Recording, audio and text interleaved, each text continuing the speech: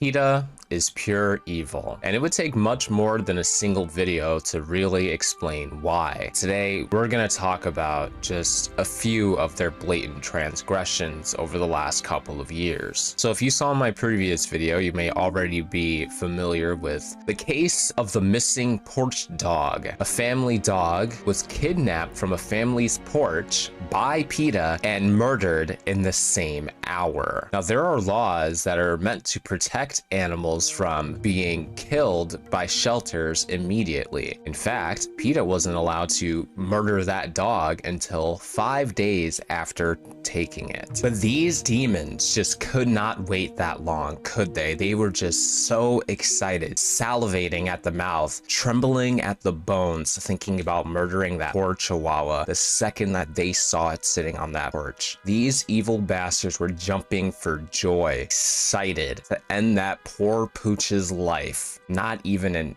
hour after capturing it. And first off, they shouldn't have been allowed to murder the dog in the first place. It wasn't theirs to murder. It was not brought to the shelter. It wasn't given up, forfeited by the family to PETA, to this concentration camp. But yet, PETA kidnapped and killed this dog anyway. 2 years ago, 2 PETA workers took and euthanized a dog from a porch in Accomack County.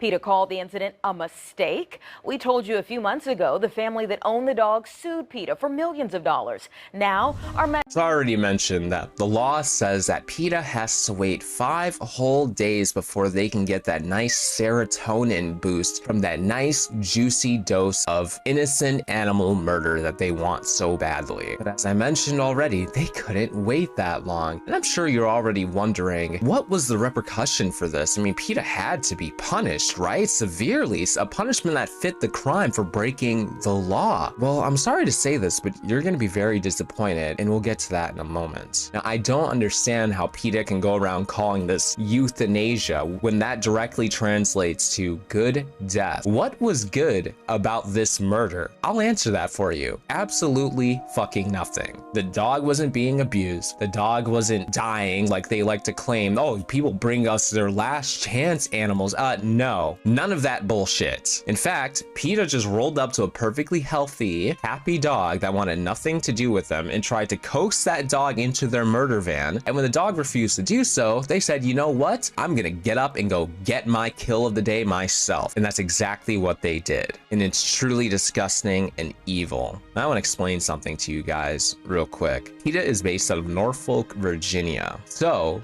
if you live there and you have a pet, or you discover an animal that's injured or just needs a new home, do not go to PETA. And if you have pets at home, for God's sake, do not let them outside unsupervised, because if that PETA murder van comes by, there's a good chance they might snatch your beloved creature hanging out in the backyard or on the front porch and murder them too. And you want to know why PETA does this? Because the spokespeople and the people on the hierarchy of PETA don't believe that animals should be pets. They think all pets should not exist, and therefore, any pet they see, they want to kill. Even if they're happy, uninjured, unbothered, whatever, it doesn't matter. They're still a pet. To them, they're your slave, and that is a fate worse than death. And therefore, to be ethical to these animals, to be humane, they exterminate them. No, really, that's what happens. That's why when people bring animals to their shelter, the vast majority of them die.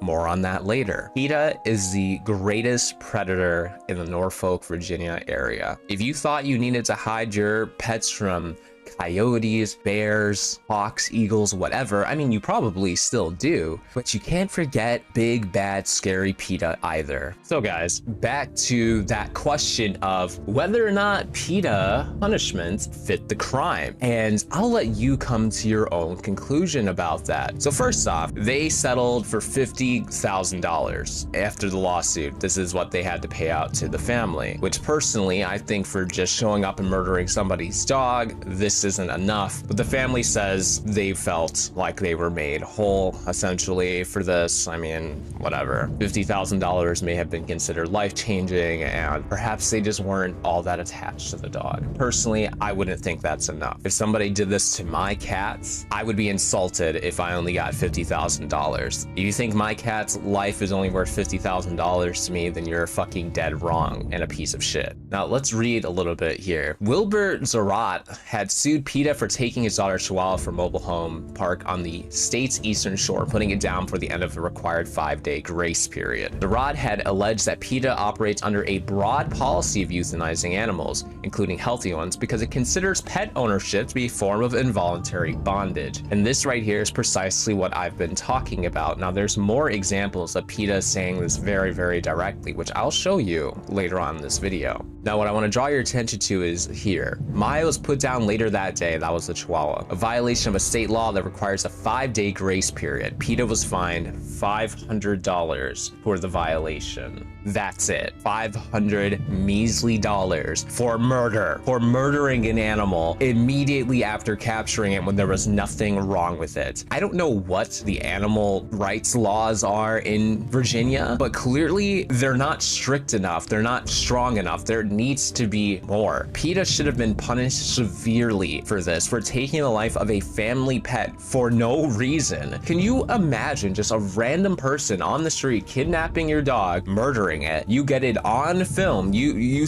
get the whole thing on film. They confess to doing it. You take them to court and they get a $500 fine and they're like, get out of here, kid. What is there to learn? What does PETA learn from this? What prevents PETA from doing this again when, all we're gonna do is get a $500 fine when we decide that we're going to expedite murder of this animal from the 5 days to 1 hour? There's nothing stopping them from doing that again. And who's to say how many times they've done this? How many times have they done this since this? I bet you there are so many cases of them doing this that have gone unheard of because it wasn't caught on camera, because nobody knows who took the dog, but it was them. I've heard of instances of PETA stealing animals from people's backyards as well as this. And the fact of the matter is, they probably killed those pets within the same hour as well. And the sad thing is, the family actually tried to get Maya back from PETA before that 5-day window, but the problem is, the dog was already dead. All right, guys, and just to make things even worse, this is a little girl, and that's her with her precious baby. Zaratz said, purchased the dog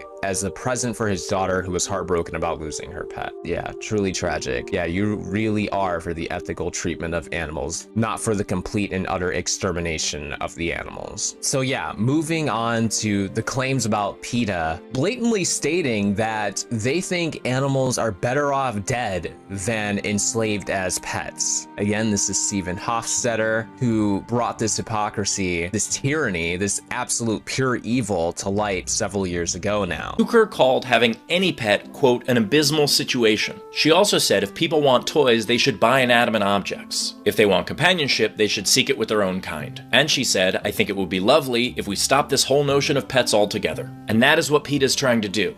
They're trying to eliminate pets. So if you ever wondered where that vegan teacher got all of her delusions from, here's your fucking answer. It starts with PETA, because PETA has these bizarre, outrageous beliefs. Now, it's not that crazy to say that animals are not toys. I agree, right? There are people that irresponsibly purchase a dog or a cat, and they purchase it for their small child who may not really take care of that animal properly, and then they just kind of leave it and act like that's not a living being that needs to be taken care of properly. That happens, but I don't believe that's the vast majority of cases. So I don't know why they're trying to combat that so hard, other than just the fact that they're fucking lunatics. Now, here's the thing about domestic animals. These are animals that have been created, that have been genetically modified over time due to their companionship with humans. Dogs are very dependent on humans. A lot of stray dogs don't perform that well in the wild. They're not wild animals anymore. They are our companions. That is in their DNA. That is why most dogs are very, very friendly with humans. And stray dogs tend to not even be particularly afraid of humans unless they've been strays for a very long time, had to fend for themselves, maybe encountered some bad people and developed a fear of humans. But generally speaking,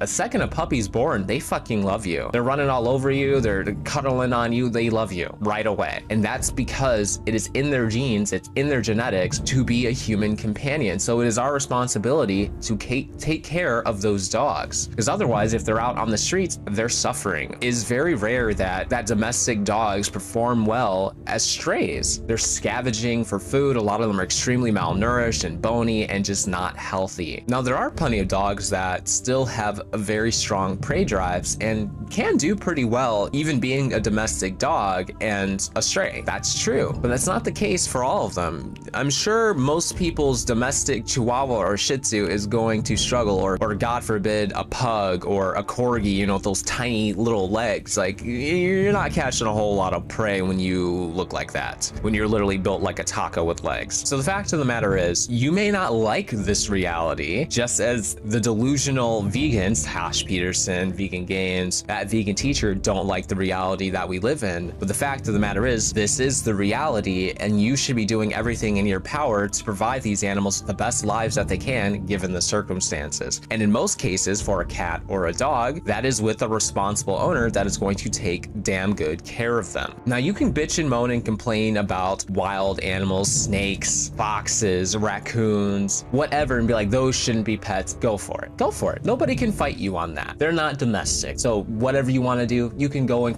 complain and campaign against that, and nobody can challenge that, really. But as far as domesticated animals, they are domesticated for a reason. Cats domesticated them fucking selves. They literally just started showing up at palaces and killing rats, and then the Egyptians were like, huh, it's kind of neat having these guys around, isn't it? And the cats were like, yeah. These people protected the cats from the animals outside, gave them a nice little home where they could go and hunt rats and mice as freely as they want to. It was a nice trade-off relationships, and the cats wanted that. That is how we got the domestic cats that we have today. It's really not rocket science. This ain't quantum physics. This is a very simple concept to understand. And I don't think it's that they don't have the capacity to understand it, it's just that they choose to ignore it, which is significantly worse. So their solution to this is eradicate the pets, because they're for the ethical treatment of animals, and apparently being a pet is the worst fate an animal could possibly have, and they are saving it from that fate, which justifies their murders, which has got to be the most delusional fucking Thanos thing I could imagine. I'm sure my fucking cats, who love the hell out of me for some reason, especially my orange one, who does not leave me alone. I could probably count how many times she has meowed at the door during the time that I've been making this video, because she seeks my companionship. She wants to hang out with me. She likes hanging out with me.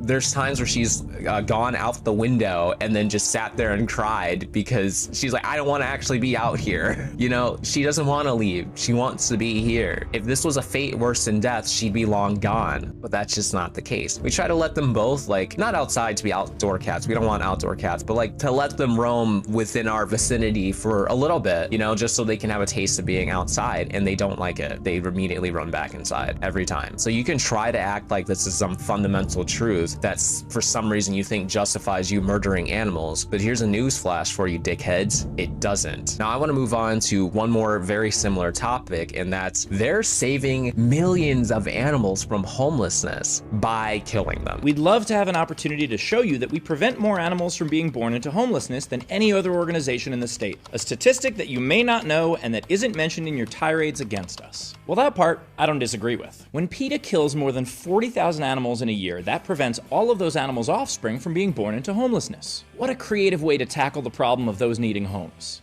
Genocide. Yeah, and when he uses the word genocide, it really does carry some weight with it. And the reason why I say that is because, as I explained previously, in one of PETA's operating years, they killed 97.4% of animals that went through them. That is an astronomical number that Joseph Stalin would be jealous of. It is truly remarkable, and I can't really fathom how PETA is still allowed to operate.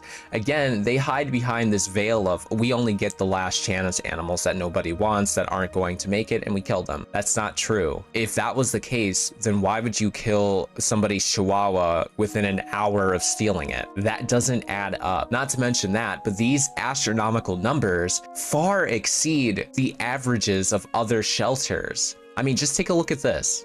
This article is literally titled PETA's Animal Shelter Continue as a Leader in Animal Death. And we're not going to go through and read all of this, but this chart tells you everything you need to know. This was for 2023. Orange here is cats, blue is dogs, and then gray is all animals. For cats, we're looking at around 80%. For dogs, we're looking at over 70%. And for all animals, we're looking at somewhere between 70 and 80%. We look down here, and for all animals, we're observing around 10% for all public shelters. We're looking at probably about 5-6% for all private shelters, and then all agency combined, it's very, very, very low. Now, this isn't the video where I really want to dive into these numbers, but we will be doing that shortly, so stay tuned. I have a lot to talk about regarding this. But anyway, that's it for this video. Let me know what you guys think in the comment section below, and help me fucking destroy PETA. Like, PETA needs to go. They're actually evil fucking terrorists that are murdering animals left and right, and I can't even understand how they're allowed to exist. Something needs to be done about this, and fast. There was a petition a few years ago to have PETA abolished with around 500,000 signatures. Maybe we need to get something like that going again, because they need to go.